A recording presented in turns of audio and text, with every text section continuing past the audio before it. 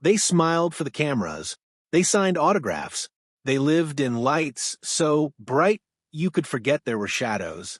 But behind the glossy portraits and the magazine covers, some of Hollywood's most famous names carried darker stories, crimes, collisions, and killings that changed lives forever. This is not a list of movie deaths or stage stunts. These are real deaths, real victims, real consequences, sometimes punished, sometimes hidden, sometimes folded into a legend and buried. Over the next 10 chapters, we'll meet artists, stars, and scions, men and women whose fame never quite erased the blood on the record. Each case is different. Accidents, domestic slaughter, alleged cover-ups, a high-profile acquittal that didn't convince the court of public opinion. But together they reveal a pattern.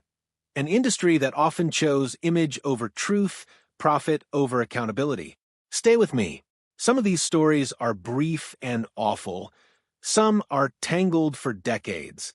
I'll not only tell you what happened, I'll look at how the machine around them tried to save or bury them. And I'll do the hardest thing first, give those who died their names back. One, William S. Burroughs, the William Tell that ended a life. William S. Burroughs would later be hailed as a towering, transgressive voice of the Beat generation, a writer whose work reshaped modern literature. But long before he became a counterculture icon, he shot his common-law wife, Joan Vollmer, dead in Mexico City during what he called a William Tell stunt. She reportedly placed a glass on her head. He tried to shoot it off. The bullet struck her in the temple. She was 28. The facts are stark and grim. Burroughs spent days in jail, left Mexico while awaiting trial, and was eventually convicted in absentia. In some accounts, he later offered different versions of the event. Accidental misfire, dropped firearm. But the result was the same: a life extinguished and a writer whose later fame would always sit beside that killing. The grief and survival of Vollmer's children were left to others to bear. What makes this case especially chilling isn't only the act itself, but how the story was folded into Burroughs' myth. Trauma turned into origin story, a woman's death reframed as the dark seed of creativity.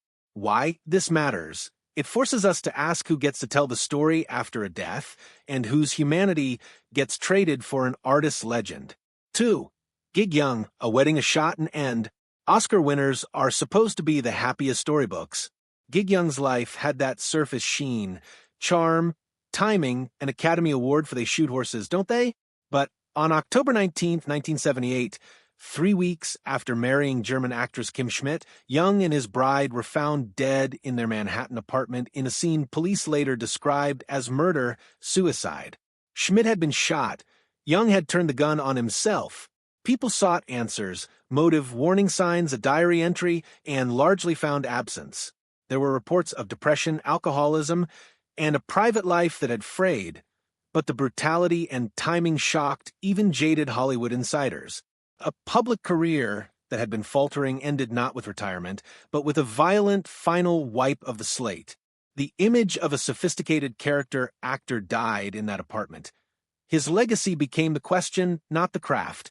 Why this matters? It shows how quickly a life can pivot from ordinary sorrow to sensational tragedy, leaving career and memory irrevocably altered. 3.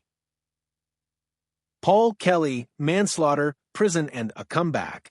In 1927, Paul Kelly, a Broadway and early film actor, was involved in a fight that left another man, actor Ray Raymond, dead. The clash reportedly began over an affair. Kelly was convicted of manslaughter and sent to San Quentin. He served a relatively short stint, about 2 years, and then returned to acting.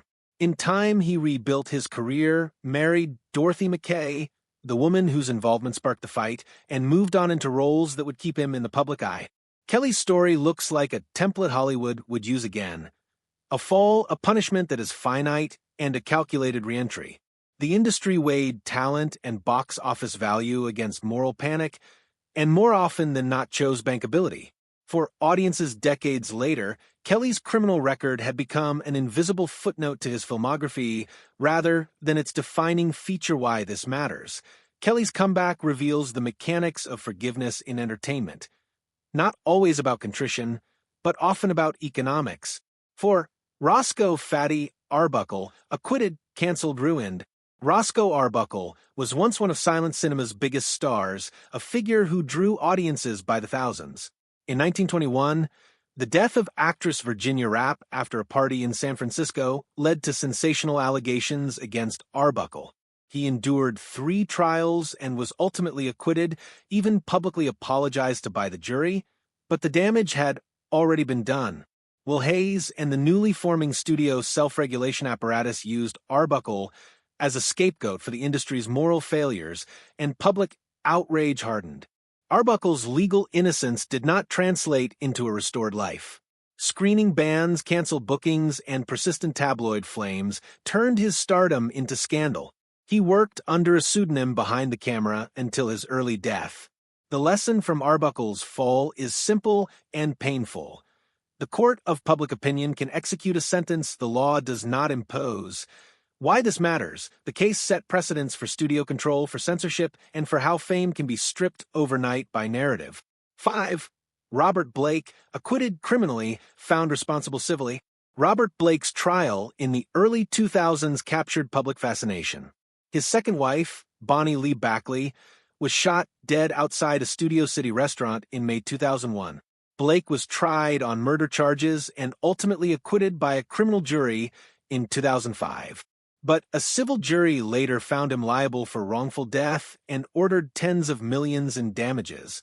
The split verdict, acquitted in criminal court, yet liable civilly, echoed earlier high-profile cases and illustrated the difference between beyond a reasonable doubt and preponderance of evidence. Blake's public career never recovered. The shadow of suspicion, for many, replaced the applause. Whether you look at the legal documents or the many contradictory claims that surfaced during the investigation, the case remains an unresolved knot, a death without a universally accepted answer, and a legacy burned by association. Why this matters? It shows that legal exoneration doesn't automatically restore reputation, especially when media and civil suits continue the question.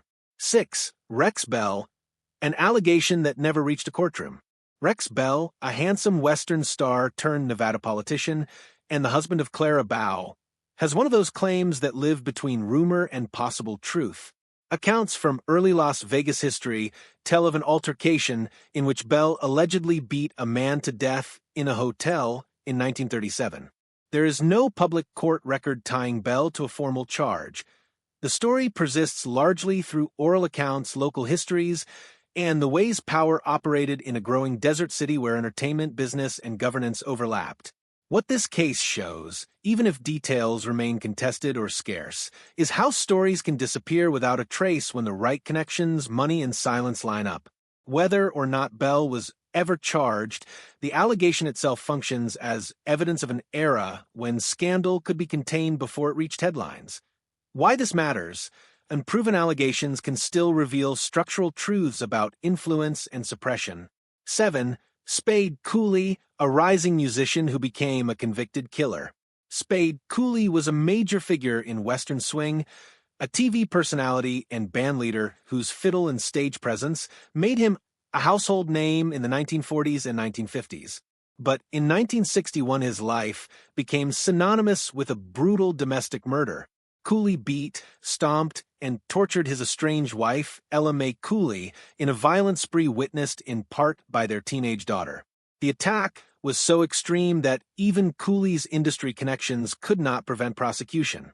He was convicted of murder and sentenced to life. There is a grotesque irony in Cooley's story.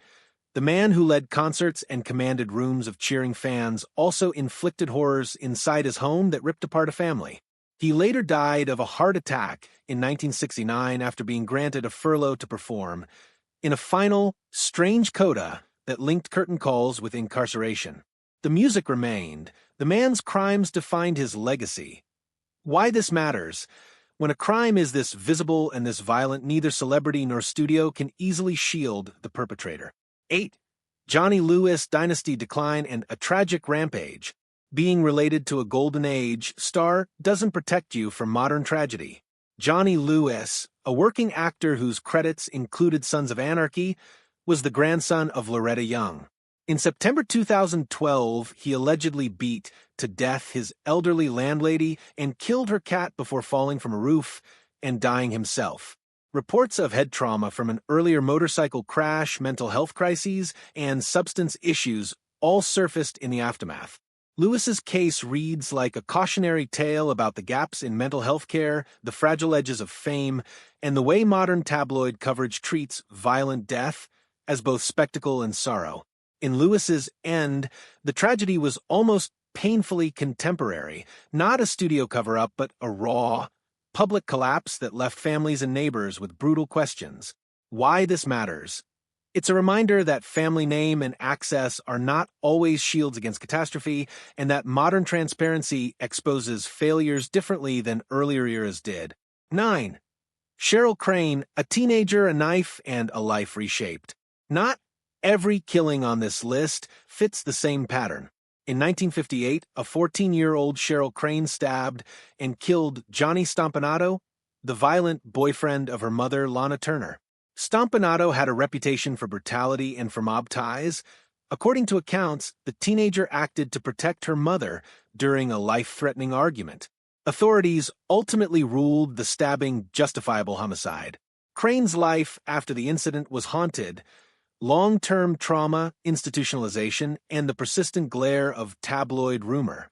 The studios worked hard to reframe the episode as heroic and protective for Turner's public image.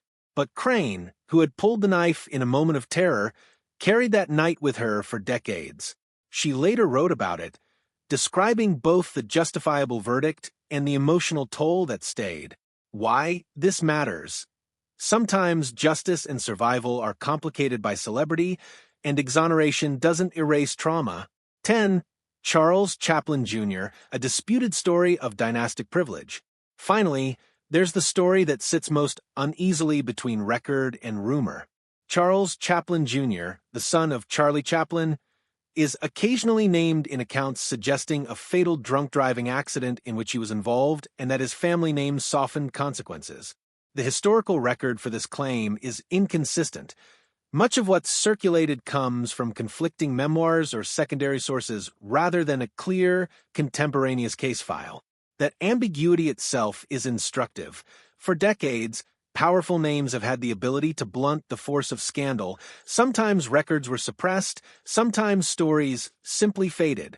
Whether Chaplin Jr.'s situation amounted to preferential treatment or to an exaggerated rumor, the point remains that dynastic fame has often altered the way allegations are pursued and remembered.